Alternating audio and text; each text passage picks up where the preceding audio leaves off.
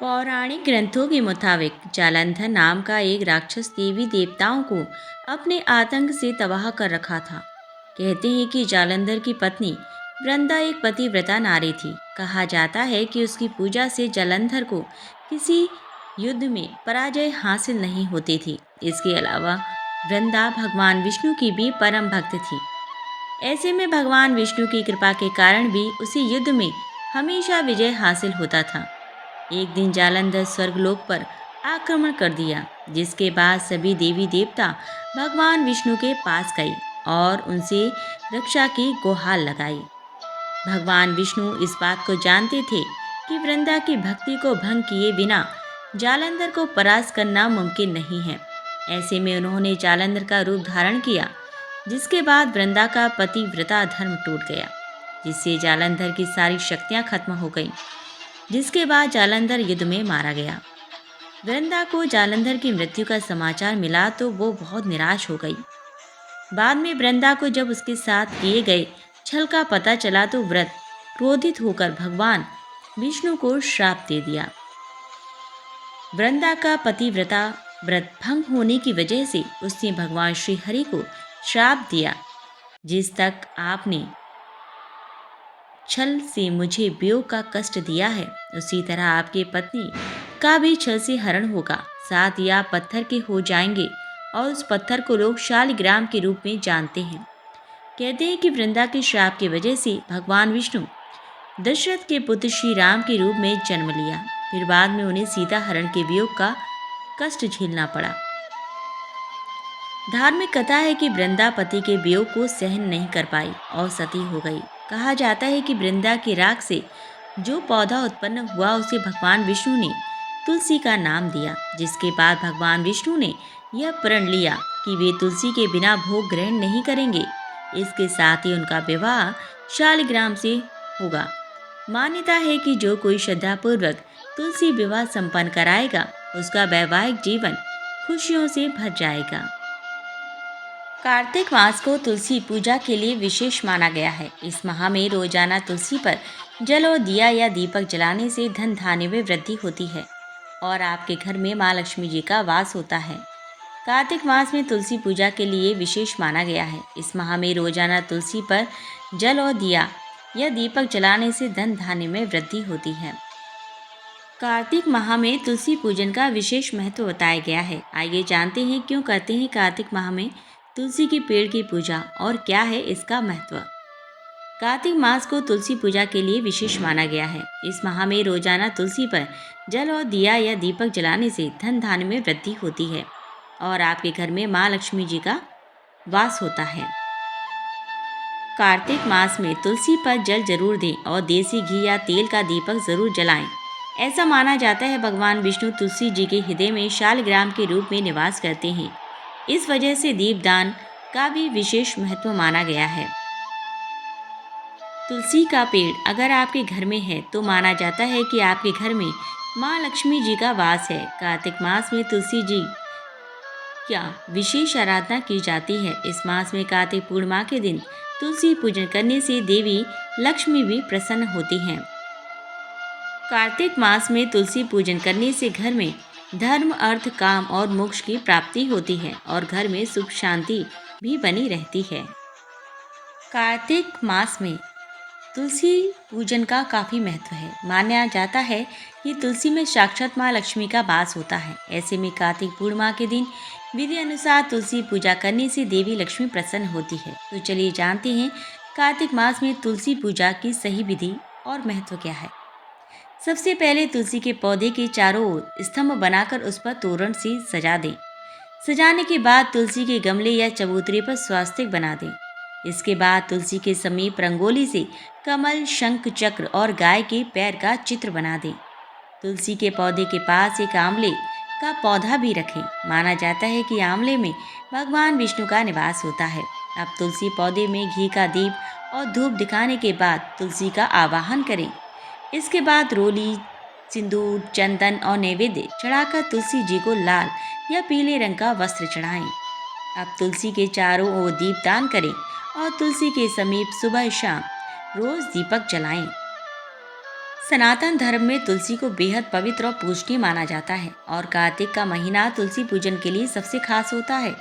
मान्यता है कि तुलसी पौधे में साक्षात लक्ष्मी जी का निवास होता है।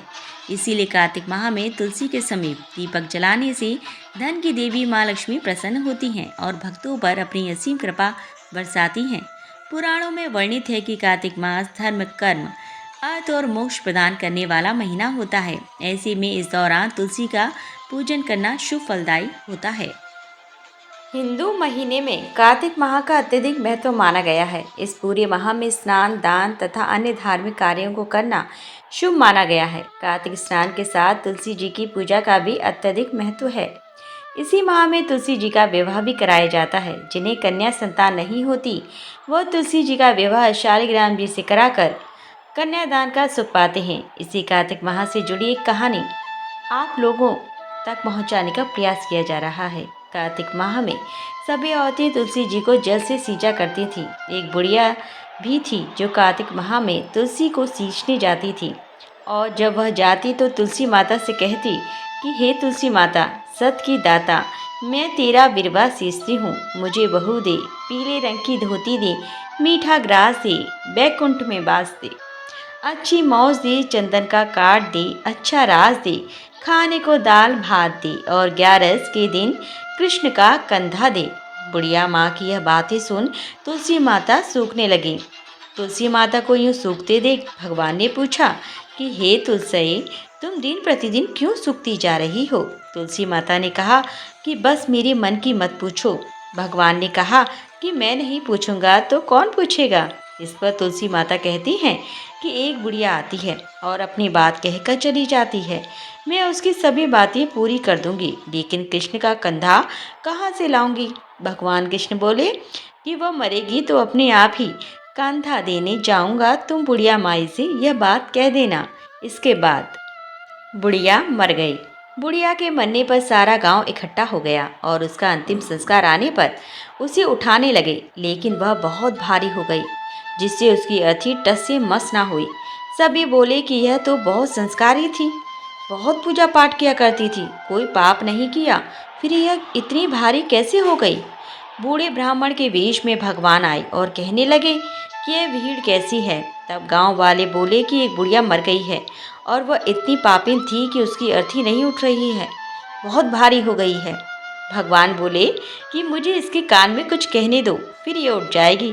भगवान बुढ़िया के पास गए और उसके कान में कहा कि माई, तू अपने मन की कर ले, पीताम्बर की धोती ले, मीठा ग्रास ले, बैकुंठा में बास ले, चटक की चाल ले, चंदन का काट ले, झालर की झंकार ले, दाल भात को जी और कृष्णा का कंधा ले।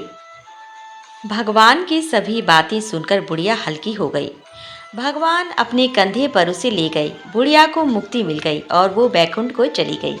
हे तुलसी माता, जैसे आपने उस बुढ़िया माई की मुक्ति की, वैसे सभी की करना।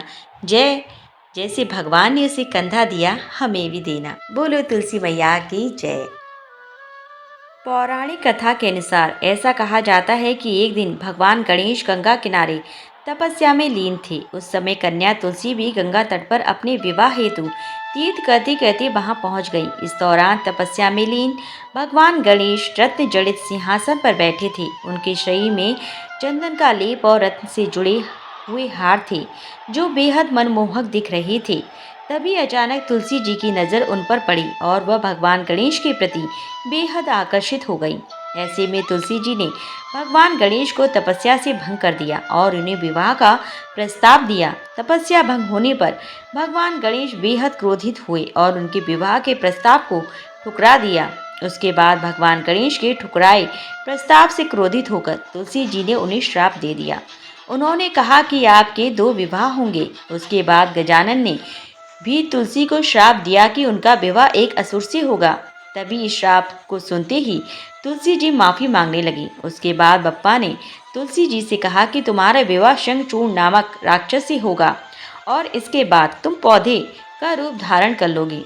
उन्होंने यह भी कहा कि कलयुग में तुलसी मोक्ष और जीवन देने वाली साबित होगी, लेकिन मेरी पूजा में तुम्हारा प्रयोग नहीं होगा।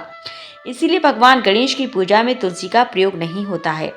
हिंदू धर्म में तुलसी सबसे पवित्र मानी जाती है। और इसका इस्तेमाल भी पूजा सामग्री में किया जाता है। वहीं भगवान विष्णु को तुलसी बेहद प्रिय है। उनकी पूजा बिना तुलसी के अधूरी मानी जाती है।